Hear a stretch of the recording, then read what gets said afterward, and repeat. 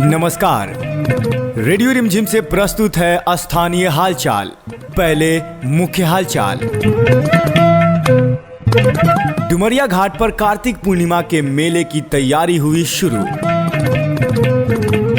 जिले में किसानों का धान घरों में फंसा, अभी तक नहीं खुला धान क्रय केंद्र। रास्ते को लेकर हुआ विवाद, कई लोग हुए घायल। प्रतिदिन गोपालगंज शहर और मीरगंज में जाम को लेकर लोग हैं परेशान। और कटिया प्रखंड में फुटबॉल मैच का हुआ आयोजन। हालचाल के इस कड़ी के साथ मैं अफसर अली। अब हालचाल विस्तार से।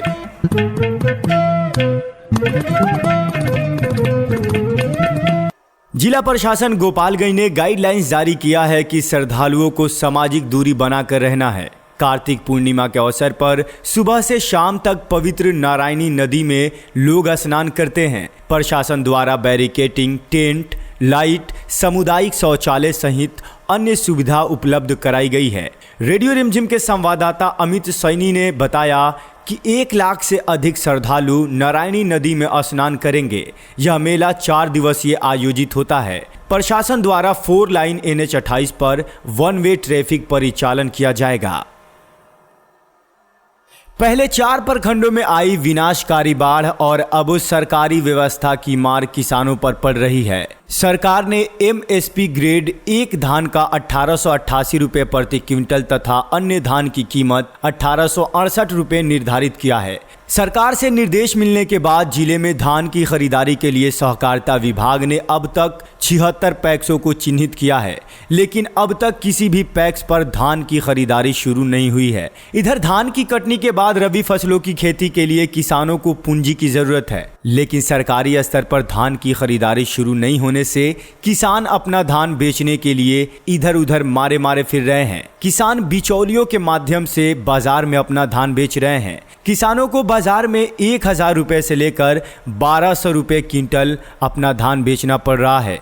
कटिया के किसान सुधाकर चौबे, कुचायकोट के किसान अवधेश राय, जादवपुर निवासी किसान सुभाष यादव आदि कहते हैं कि पैक्सों पर धान की खरीदारी नहीं होने से काफ़ी परेशानी हो रही है। इस समय रबी की फसल की बुआई सहित अन्य कार्यों को लेकर किसानों को पैसे की ज़रूरत है। धान डेहरी में पड़ा हुआ है, लेकिन उसे उचित कीमत पर किसान बेच नहीं पा रहे हैं। ज़रूरत के कारण किसानों को बाजार में काफ़ी कम कीमत पर धान बेचना पड़ रहा है। इसके बाद भी व्यवसायी किसानों को उनके धान के लिए आधा पैसा देकर बाकी ये कहकर उधार लगा दे रहे हैं कि कुछ दिन बाद आकर पैसा ले जाइएगा। वे कहते हैं कि सरकारी स्तर पर धान की खरीदारी शुरू नहीं होने से बाजार में व्यवसायी भी धान की कीमत देने में मनमानी कर रहे हैं। इधर परेशान किसान धान का सरकारी स्तर पर खरीदारी शुरू होने का बेसब्री से इंतजार कर रहे हैं। विशंबरपुर थाने के बलुअन रायमल में रास्ता विवाद को लेकर दोनों पक्षों में लाठी डंडा धारदार हथियार से जानलेवा हमला हुआ। दोनों पक्ष जब घायल हो गए तो आसपास के लोगों ने कुचायकोट अस्पताल में पहुंचाया। डॉक्टरों ने गंभीर हालत देखकर गोरखपुर और सदर अस्पताल रेफर कर दिया है। पुलिस दोनों पक्षों के बयान को लेकर FIR दर्ज कर इस मामले की जांच पड़ताल कर रही है। वहीं माझागढ़ थाने के भड़कुइया गांव में पाइप से पानी सड़क पर आ जाने से 2 पक्षों में गंभीर मारपीट हुई। पुलिस ने दोनों पक्षों के बयान को दर्ज कर जांच शुरू कर दिया है। वहीं सिधवलिया थाने के विशंबरपुर गांव में जमीनी विवाद को लेकर 2 पक्षों में लाठी डंडे से मारपीट हुई। लोगों की मदद से घायलों को प्राथमिक उपचार के लिए सिधवलिया अस्पताल ले जाया गया, जहां गंभीर हालत देखकर डॉक्टर ने गोपालगंज सदर अस्पताल रेफर कर दिया है। पर्व त्योहार के मौसम में भीड़ लगना, जाम लगना सामान्य बात थी। त्योहार बीतने के बाद भी मीरगंज, गोपालगंज लाइन बाजार में घंटों जाम लगा रहता है। साइकिल या पैदल चलना भी मुश्किल है। गोपालगंज शहर के बंजारी मोड़, अंबेडकर चौक, पोस्ट ऑफिस चौक, मोनिया चौक, घोष मोड़, जंगलिया मोड़ के साथ साथ NH 28 पार करना भी बड़ी मुश्किल है। जादवपुर मोड़, बंजारी मोड़ पर कहीं पुलिस दिखाई देते हैं तो कहीं नहीं। यातायात नियम पूरी तरह से विफल है। जिला प्रशासन कई बार जाम से निजात दिलाने का प्रयास किया, लेकिन अभी तक कोई समाधान नहीं निकल पाया है।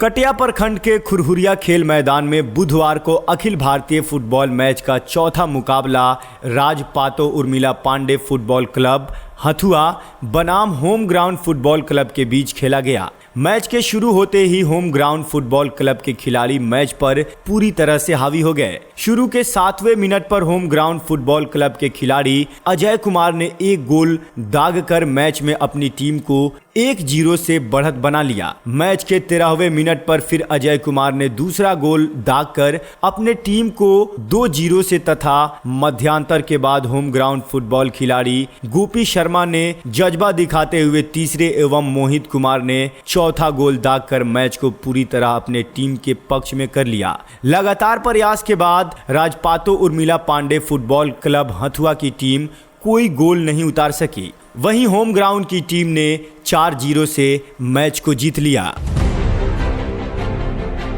ये हालचाल आप रेडियो रिमझिम से सुन रहे हैं और अब कुछ अन्य खबरें।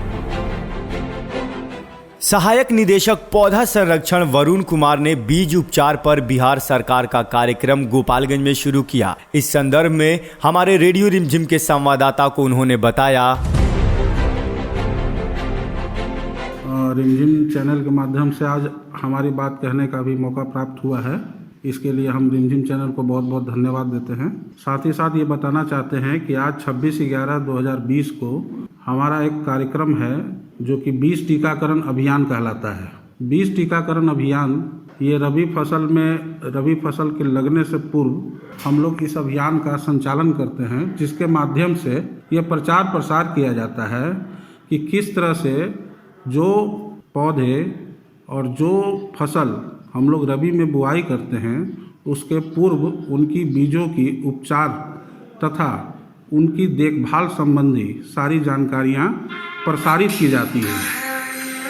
इस संबंध में हमारे द्वारा अभियान चलाया जाता है और इसमें सभी प्रकार के जो आवश्यक केमिकल्स हैं, जो बीज के टीकाकरण का अर्थ हुआ कि बीज टीकाकरण में हम लोग बीज का उपचारण करने की जो विधि है वो सारी बतलाई जाती है। इसके लिए सहयोगी पंपलेट और जो भी उनके यंत्र वगैरह हैं उनकी समुचित जानकारी दी जाती है। और ये अभियान ये किसानों के लिए हितकर है, क्योंकि आजकल जितने भी फसल हमने देख रहे हैं ज़्यादातर फसलों में बीमारियां का प्रकोप बढ़ गया है।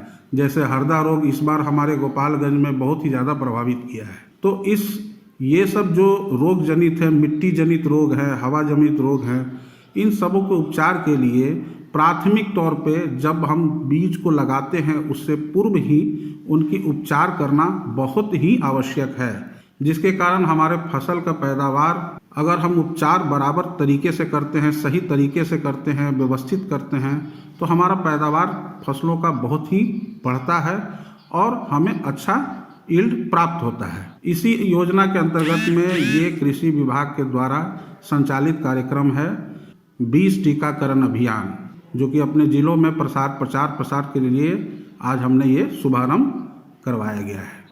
धन्यवाद। 4 दिन से जिले में कोरोना का ग्राफ कुछ घटा है। बुधवार को 3 नए मरीज सामने आए हैं। जो मरीज मिले हैं सभी बेहतर स्थिति में हैं। जिले के लिए राहत की बात यह है कि जितने मरीज मिल रहे हैं उससे ज्यादा लोग ठीक भी हो रहे हैं। इस महामारी की चपेट में आकर 13 लोग जान गंवा चुके हैं। जिले में एक्टिव मरीज की संख्या 125 रह गई है। वहीं संक्रमितों का आंकड़ा 5,533 पर पहुंच गया है। कुछ दिनों से रिकवरी रेट 98 के पार पहुंच गया था, लेकिन तेजी से बढ़े मरीज की संख्या से रिकवरी रेट में भी 2% की गिरावट आई थी, जो बाद में बढ़ गई। स्वास्थ्य विभाग ने बताया है कि जिले में कोरोना से संक्रमित मिल रहे हैं। अधिकांश लोगों की हालत ठीक है। स्वास्थ्य विभाग ने कहा है कि जिले में कोरोना संक्रमण से मुक्त होने वालों का आंकड़ा 98% पर पहुंच आया है। प्रखंड के किसानों के बीच मसूर और चना के बीज का वितरण शुरू हो गया है। बीईओ कुंदन कुमार ने हमारे रेडियो रिमझिम के संवाददाता को बताया कि मुख्यमंत्री त्रियु बीज विस्तार योजना के अंतर्गत प्रत्येक राजस्व ग्राम में 2-2 किसानों को मसूर और चना के बीज का वितरण 90% अनुदान पर किया जा रहा है। उन्होंने आगे बताया कि प्रखंड में 51 राजस्व ग्राम हैं, जिसमें 102 किसानों को मसूर और 102 किसानों को चना का बीज वितरण किया जाएगा। बैकुंठपुर थाना परिसर के विभिन्न कांडों में जब्त किए गए करोड़ों रुपए मूल्य की परिसंपत्ति सड़ रही है। नीलामी की लंबी प्रक्रिया पूरी नहीं होने के कारण सरकारी राजस्व को नुकसान हो रहा है। विभिन्न कांडों के जब्त किए गए बाइक, 4 पहिया वाहन सहित अन्य सामग्रियों की नीलामी पिछले 15 वर्षों में नहीं हो पाई है। गोपालगंज स्वास्थ्य विभाग के सिविल सर्जन डॉक्टर त्रिभुवन नारायण सिंह ने कोविड-19 के बारे में हमारे संवाददाता को बताया। भारत सरकार और बिहार सरकार ने पूर्व में ऐसा निर्णय लिया था कि अगर कोई स्वास्थ्य कर्मी अपनी सेवा के दौरान कोविड-19 के कारण उसकी मृत्यु होती है तो बीमा के तहत उसे 50 लाख रुपया दिया जाएगा। अभी जिस तरह से आप लोग कॉलर ट्यून में सुन रहे हैं कि जब तक दवाई नहीं तब तक ढिलाई नहीं। कोविड पूरी दुनिया में बहुत हाहाकार मचाए हुए है, लेकिन हमारे हिंदुस्तान में कोविड का प्रकोप उतना अधिक नहीं बढ़ा और हमारे बिहार में तो और भी कम। हमारे बिहार में 95% से ऊपर कोविड-19 से रिकवरी रेट रहा और 2% से भी कम मृत्यु दर रही। लेकिन इसके कारण हम असावधान हो जाएं यह उचित नहीं होगा। अमेरिका और यूरोप में फिर से कोविड बीमारी अपने पूरे प्रकोप के साथ आया है। दूसरा फेज शुरू हो गया, वहाँ लॉकडाउन फिर से लगाना पड़ा है। इसलिए बहुत मुश्किल काम नहीं है कि हम लोग कुछ दिनों तक मास्क लगा लें, अनावश्यक रूप से घर से बाहर नहीं निकलें और पौष्टिक भोजन लें। ये बहुत कठिन कार्य नहीं है और इससे हमारे देश में हम बिहारियों की जान बची रहेगी। ये एक बहुत बड़ी बात होगी। आप सभी से अपील है कि बिना मास्क के घर के बाहर नहीं निकले, अनावश्यक कार्य से घर के बाहर नहीं जाएं और तथा जहां तक संभव हो सके पौष्टिक भोजन का सेवन करें। जहां तक पूरे बिहार के सापेक्ष गोपालगंज की स्थिति है, उस संबंध मेरा यह कहना, मैं जब शुरू में गोपालगंज में आया था उस समय कोरोना का प्रकोप शुरू ही हुआ था, तो मुझे जान के बड़ी खुशी हुई कि मैं जिस जिला में आया हूँ उस जिला में बहुत कम कोरोना के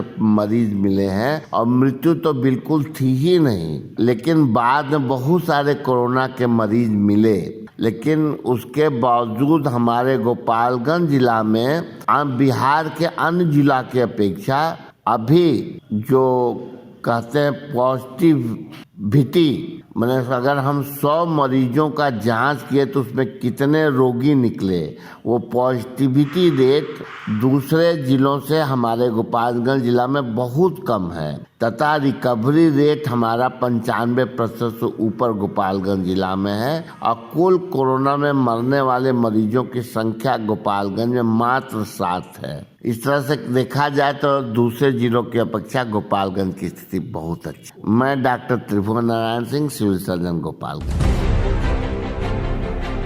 देसी शराब व बाइक के साथ शराब तस्कर को विशंबरपुर पुलिस ने गिरफ्तार कर लिया है। थाना अध्यक्ष अशोक कुमार ने हमारे रेडियो रिमझिम के संवाददाता को बताया कि संध्या गश्ती के दौरान खेम मठिनिया गांव के पास से एक बाइक से 540 बोतल देशी शराब बंटी बबली बरामद किया गया है। पुलिस ने बाइक व शराब को जब्त करते हुए तस्कर को भी गिरफ्तार कर लिया है। गिरफ्तार तस्कर जादवपुर थाना क्षेत्र के विशनपुर गांव का निवासी श्रीराम शाह है। गिरफ्तार तस्कर से पूछताछ करने के बाद उसे बिहार मद्य निषेध उत्पाद अधिनियम के तहत न्यायिक हिरासत में जेल भेज दिया गया है। अंत में मौसम का हालचाल। आज का अधिकतम तापमान 23 डिग्री सेल्सियस और न्यूनतम 20 डिग्री सेल्सियस रहने की संभावना है। और अब मुख्य हालचाल एक बार फिर से। डुमरिया घाट पर कार्तिक पूर्णिमा के मेले की तैयारी हुई शुरू। जिले में किसानों का धान घरों में फंसा, अभी तक नहीं खुला धान क्रय केंद्र। रास्ते को लेकर हुआ विवाद, कई लोग हुए घायल। प्रतिदिन गोपालगंज शहर और मीरगंज में जाम को लेकर लोग हैं परेशान। और कटिया प्रखंड में फुटबॉल मैच का हुआ आयोजन। हालचाल के इसी कड़ी के साथ दीजिए जाने की इजाजत। नमस्कार।